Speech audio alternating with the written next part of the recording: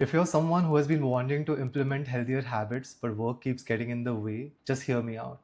All right, so work is one thing that we do most of the time. Either we are working or we are thinking about work, and it is pretty much centric to all our lives.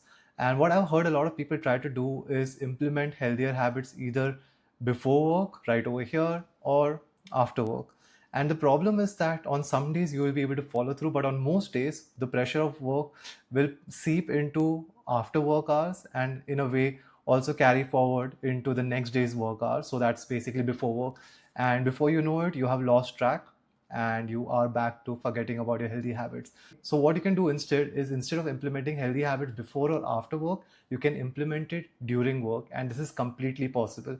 All you have to ask yourself is, what is it in my work routine and where is it that I can introduce these healthy habits? So say for example that in a day you have a meeting.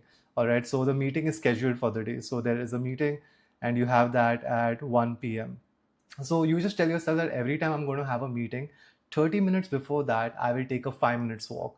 So 30 minutes prior, walk for 5 minutes.